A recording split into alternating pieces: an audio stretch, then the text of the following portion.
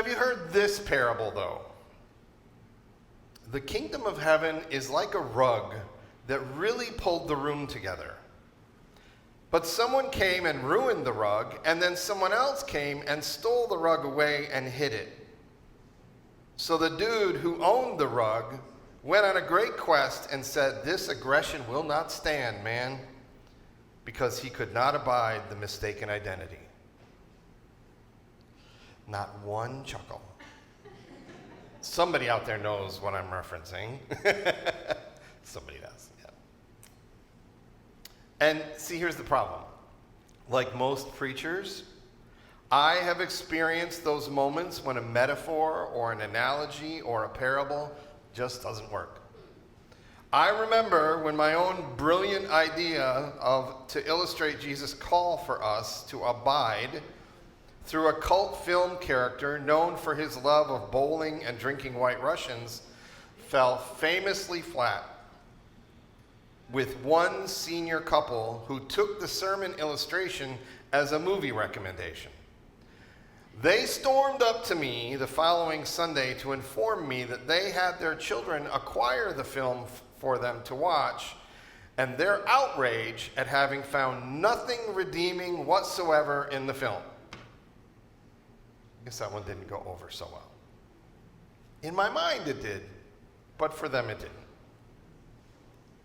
So I sense that Jesus knows this, that every parable is going to resonate, that not every parable is going to resonate with every person or circumstance. And so in our text this morning records him rapid firing off a series of parables that, while they describe a diversity of perspectives, one commentator, Zena Jack, very well explains, these parables have a common grammar.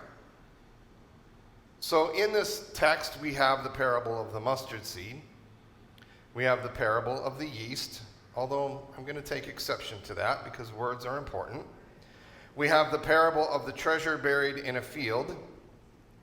We have the parable of the merchant in search of fine pearls. And we have the parable of the net thrown into the sea. Again, words are important. The Greek word there is that they pulled up everything, not just fish. I know our text says fish today, but if you've ever seen a dragnet in the ocean, it grabs and pulls up everything. So it wasn't just fish, it was all the flotsam and jetsam as well. So what is that grammar? There are three elements, I think, to the grammar of these parables. The first one is hiddenness. So the tiny mustard seed vanishes into the ground when it's planted. The yeast is concealed inside 3 measures of flour. And again, words are important. The word there is not that she mixed it in. The word there actually is that she concealed it. So she took the yeast and concealed it in 3 measures of flour, which, by the way, makes 40 to 50 loaves of bread. So this was not a small endeavor. The treasure is buried in a field. The hidden pearl must be found. One could even say that the fish swim just below the water's surface. And so one element in the grammar of these parables is that things are hidden. The kingdom of heaven is hidden. Second is that there is a disproportionate outcome. The outcome is not even with the input. The barely visible mustard seed becomes a nice shrubbery. Here's another reference for you. It becomes a nice shrubbery large enough to be home for the birds. Several birds, as a matter of fact.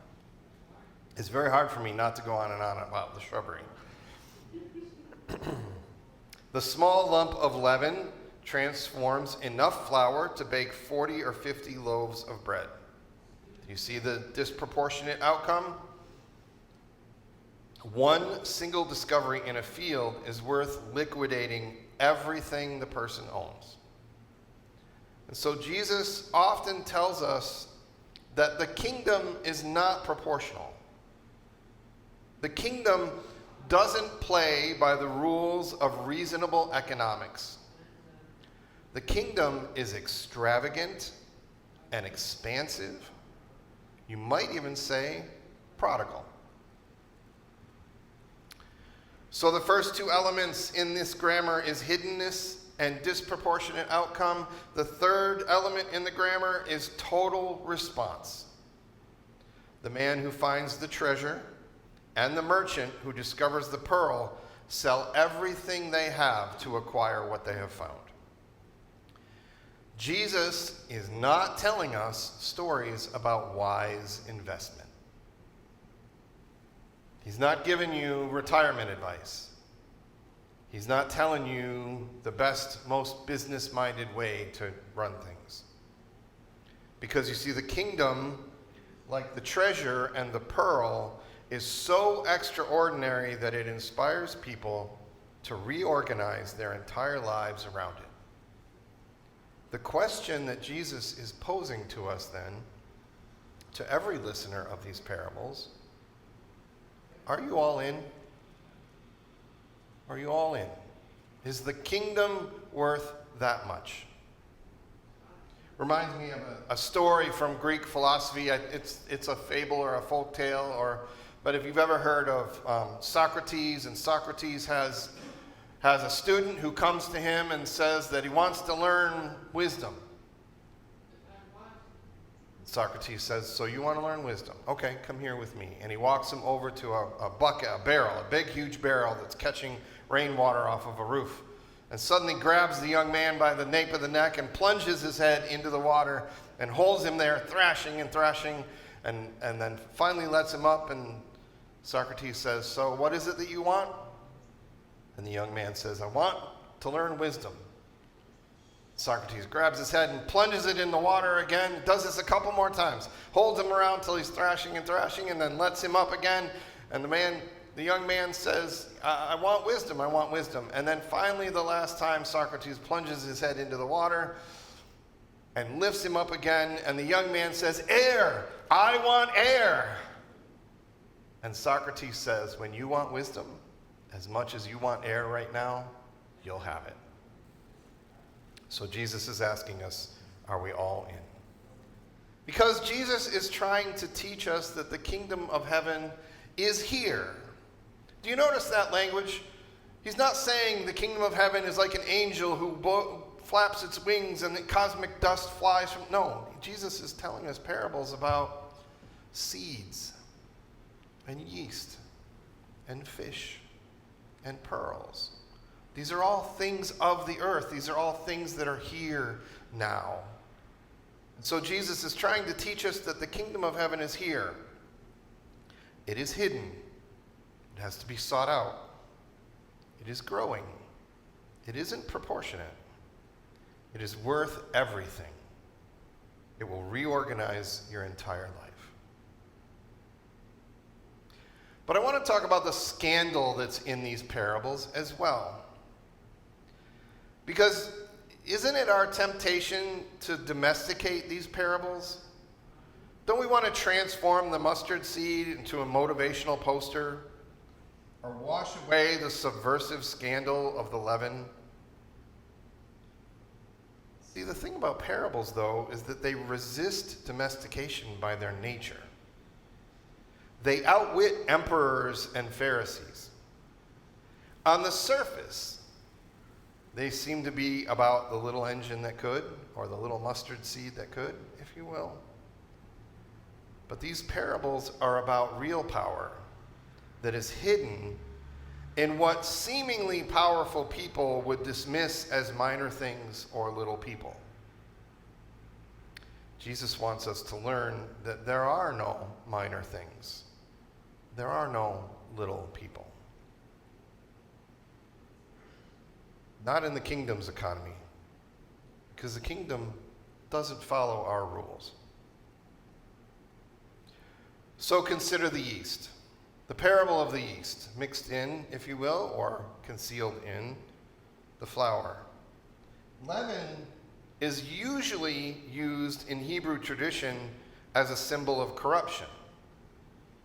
Are you aware? Have you heard that through the Bible stories? Jesus himself has talked about it. It's in the Old Testament. It's in the New Testament. Paul talks about it. Jesus talks about it. Leaven is usually used as a sign of corruption. Jesus warns the disciples to beware of the leaven of the Pharisees. Paul warns the Corinthians to cleanse out the old leaven. So let's not miss that Jesus is being intentionally scandalous and subversive when he says the kingdom of heaven is like leaven that a woman conceals. And that is the Greek word in this case. It is to conceal. And she conceals it in enough flour to feed the entire village. But here's what's even more scandalous. Here's what's even more subversive. Words are important. They're hard, but they're important. They shape how we live, how we see things. In the Gospel of Thomas, the kingdom of heaven is not like the yeast. The kingdom of heaven is said to be like the woman who conceals yeast. Do you catch that difference? Sisters, do you catch the difference? The kingdom of heaven is not like, and oh, by the way, in this sequence full of men, sowers, merchants, and fishermen, Jesus places a woman at the center as one of the most potent images of divine activity. How amazing is that? Especially in the Gospel of Thomas. She does not merely observe the kingdom, she actively participates in bringing it about. She enacts it. So Jesus is painting a provocative picture indeed.